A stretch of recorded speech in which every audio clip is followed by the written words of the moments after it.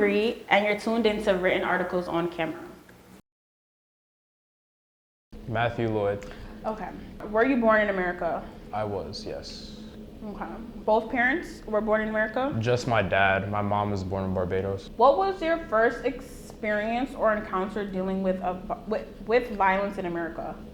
With violence, that's a good question.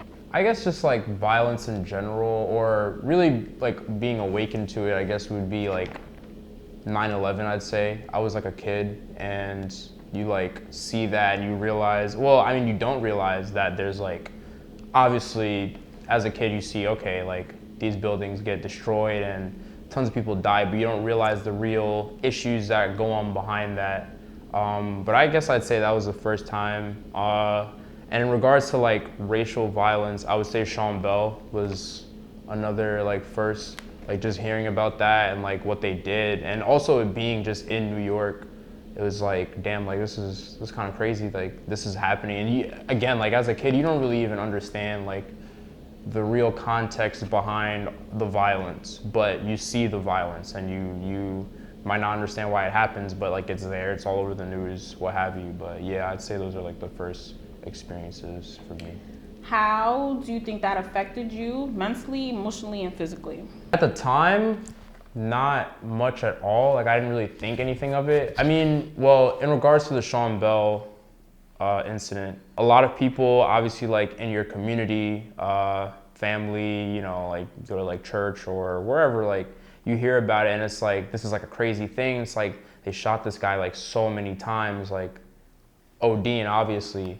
And like, you don't really like, it didn't hit me at all. It was just like, dang, like they killed this guy and like he didn't deserve to die kind of thing. And then as you get older and you learn more about the case or you learn more about the incident, it's like, then you start to really think about it and it's like, wow, like, okay, like this was obviously like excessive, like more than excessive. Like I feel like excessive isn't even like the right term to use in that sense. But like, and you think about that and it's like, damn, like word, you know, like seriously. And I would say like for those, at least for the incidents that I mentioned prior, like, you know, 9/11, Sean Bell, that stuff didn't really start affecting me until like more recently, especially because of like the news that we, you know, has just been so privy to and so exposed to all the time.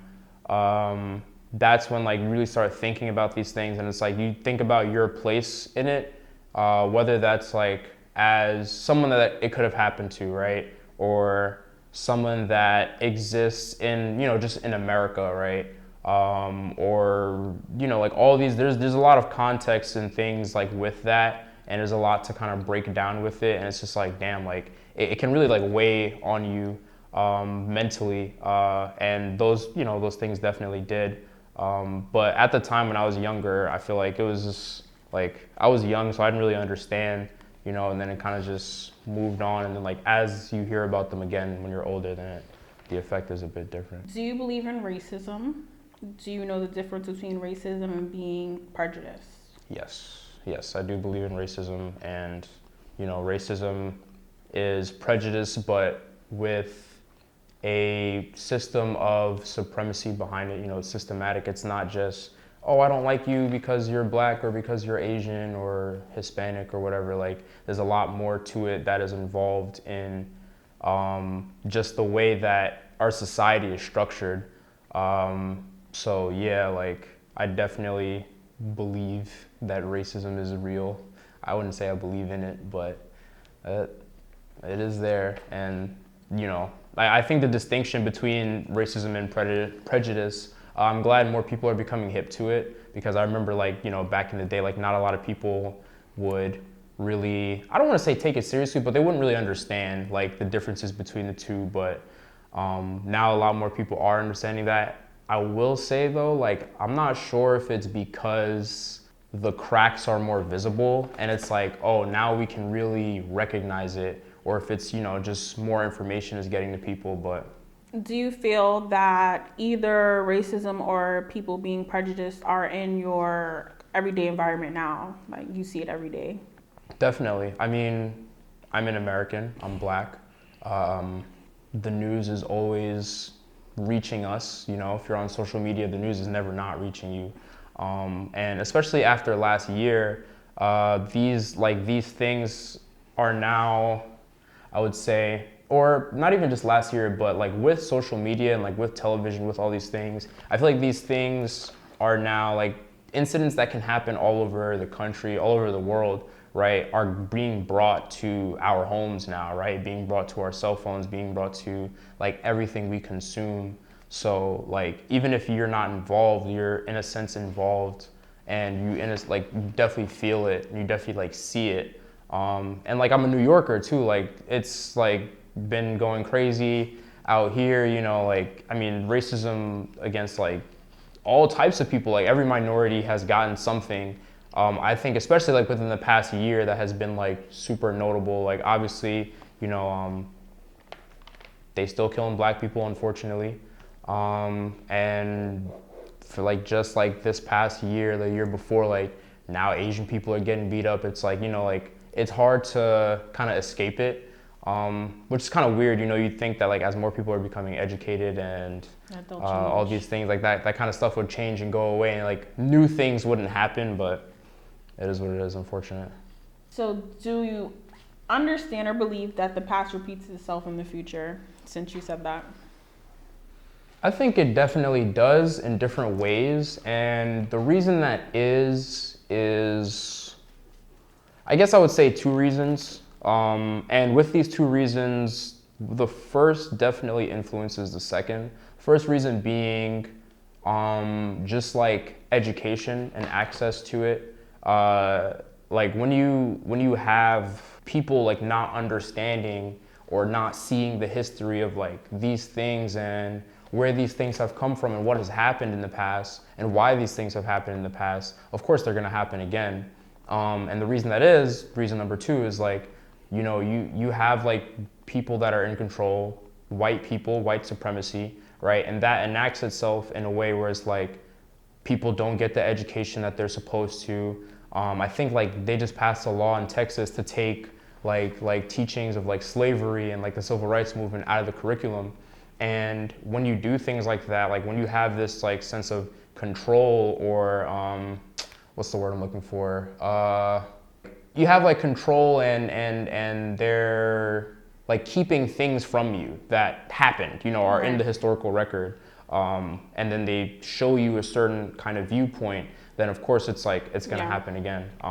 Because it just happens the same way that it happened in the past. And, you know, like if the formula works, like of course they're gonna use it again. So it is what it is, unfortunately. But I think education is like a big thing. Just in like having the knowledge of like these things that happened and why they happened, why they shouldn't happen, I think is very important to just preventing like things like this from happening over and over again.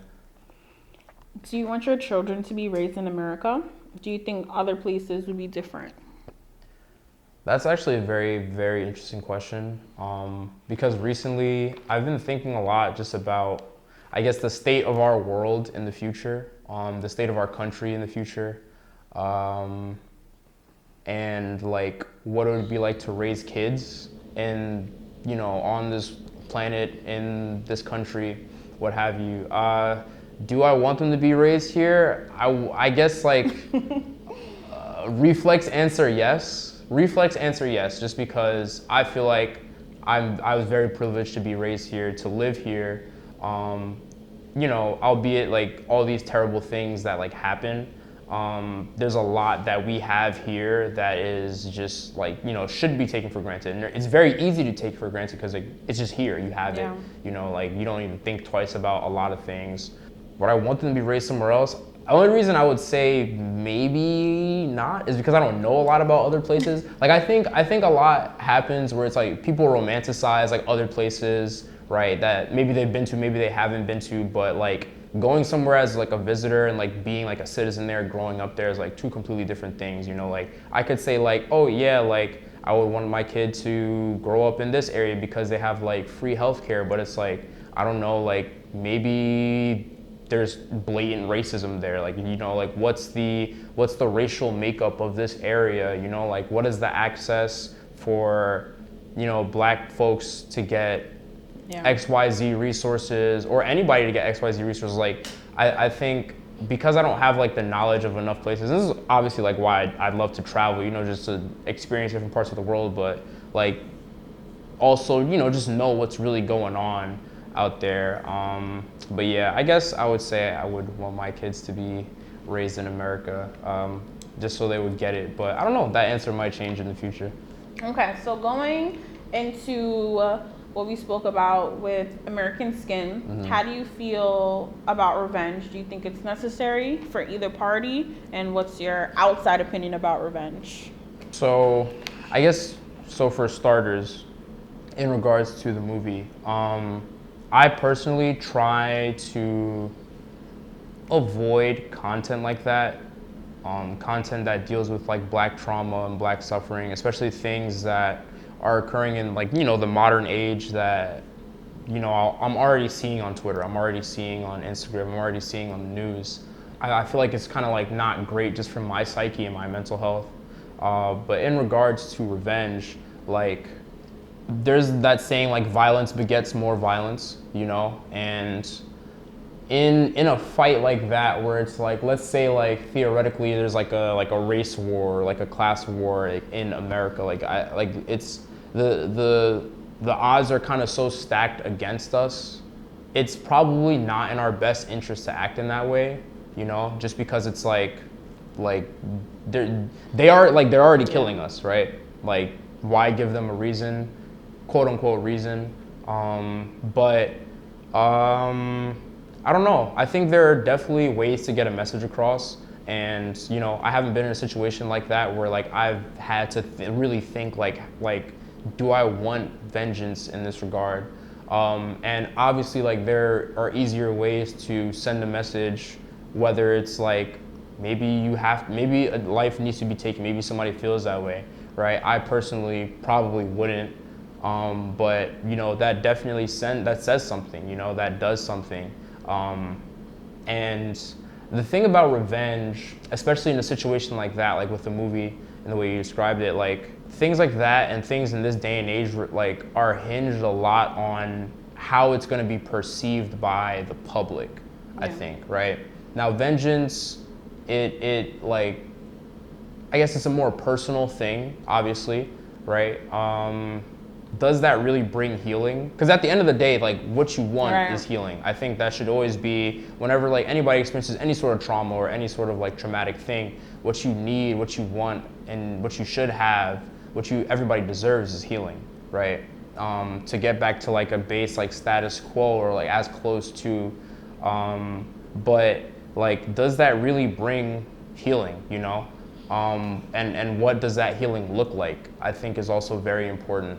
And I think that's, you know, like kind of relating it back to just the general question of racism in this country and how that relates to black folks, is like, what does that healing look like? Because there's, you know, centuries of trauma passed through generations, and it's like, what does that healing look like? What form does that come in? Does that come in the form of revenge? Maybe it doesn't, right? I'd probably say it might not, but like it's very multifaceted, it's very complicated, and I feel like it differs from like person to person a little bit, but like healing is like the most important thing, I think, in that process of mourning. And I'm not sure revenge is always the way to get that, you know what I mean? I'd say yeah, I'm not a huge vengeance person, but I try to handle things like on my own and like within my own self. That might be why I'm like punching the mic and all that. So, but like, yeah, I would say, I don't know. I think there are ways to get revenge that don't involve taking the life of someone else, and because there are worse things to give people than death, like life in jail. Yeah, I would say vengeance is a very interesting thing, but I think at the end of the day, the biggest thing with trauma is just healing, you know? How does that process come about, and like, how do you get from point A, where it's like this traumatic thing happened, is terrible, to point B, where it's like, now I am working through healing with it and dealing with it and accepting what happened for what it is, but also moving forward and taking action to make sure that like I'm good, my family's good, you know, like my community is good, that type of thing. So that's how I feel about that, I'd say. So my last question is, how do you feel healing is taking its, I guess, path with police brutality right now? Like, how are our communities, you know, dealing with it? If they are, if they aren't, how do you feel like that's affecting? The biggest thing is, and it's obvious, right? It's been obvious for the last couple hundred years. Black people haven't even been in a space where they're allowed to heal. Right. And I think that's like, we have to start there. I think that's definitely where the issue is like, these things are still happening, they continue to keep happening, and sometimes they're worse, I would say. And the reason I say they're worse is because it's like, back in the day, you know, somebody might die as, you know, be a victim to racism or what have you, and, you know, they called it the lynchings, right? I think it was the NAACP, I believe, their office in like New York would have like the flag, like the police lynched a man today, or like a man was lynched today.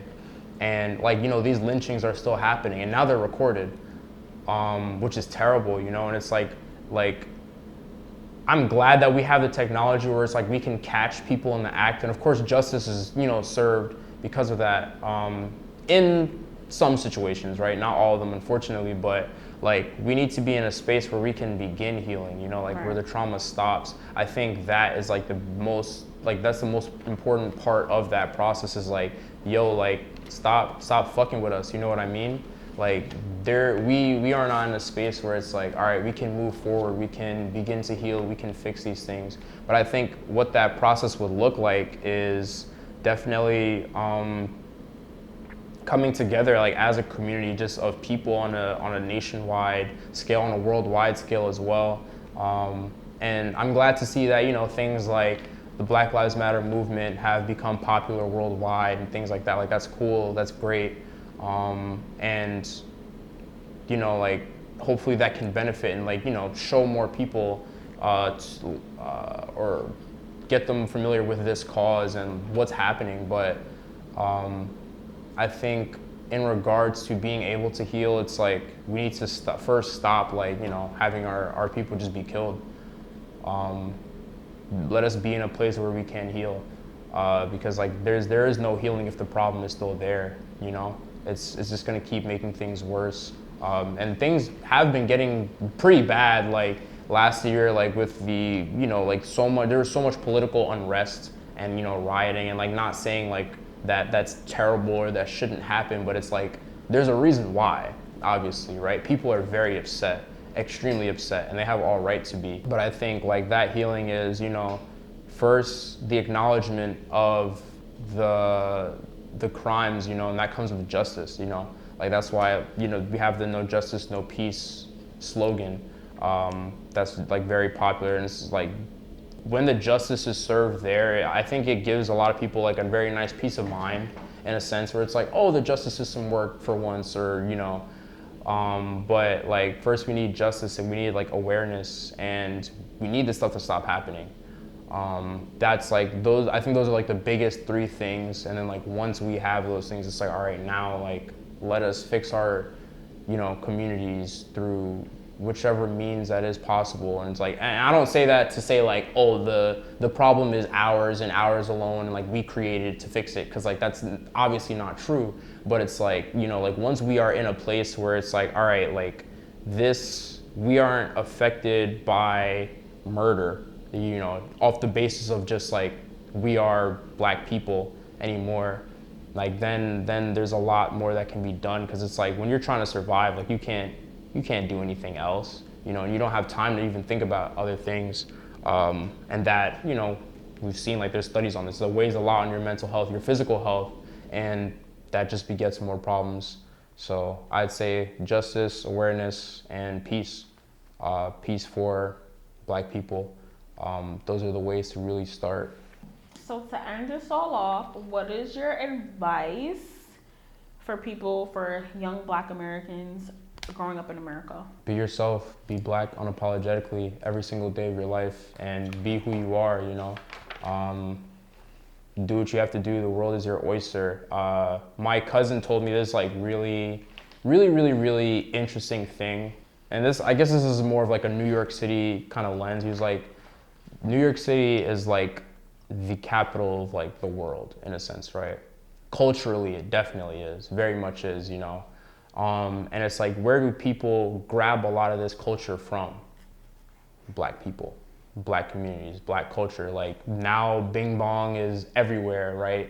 After some dude, I don't know exactly who said it in the side talk video or whatever, but it's like, you know, you have all these things that come from here and influence everywhere. So it's like, as black people, especially in this country, you are influencing the world, the planet, right? And like, live your life. I think if every black person, every black kid knew that and knew their impact on just anything, like look at TikTok, right? TikTok doesn't exist without black women, without black girls, right? Like in the way that it does, you know? So it's like, there's so much going on, and there's so much that the world has to offer for everybody, like kids of any race, but like especially for me to tell to like black children, like young black people growing up, it's like, live your life and be who you are, you know, and like do that shit. And I mean do that shit, like whatever it is that like you want to do, like reach for like the stars and go there, you know. And it's possible, it's all within reach. And I think the days of being told and being shown, quote unquote, and like being discouraged are on their way out, you know. Like so much is available to people now that wasn't before, and you know, like so much is being given, so much is there to be gotten, you know. So it's like, go get it and like do that shit. You're black, you're beautiful, you're strong, and like you're here for a reason, so do that.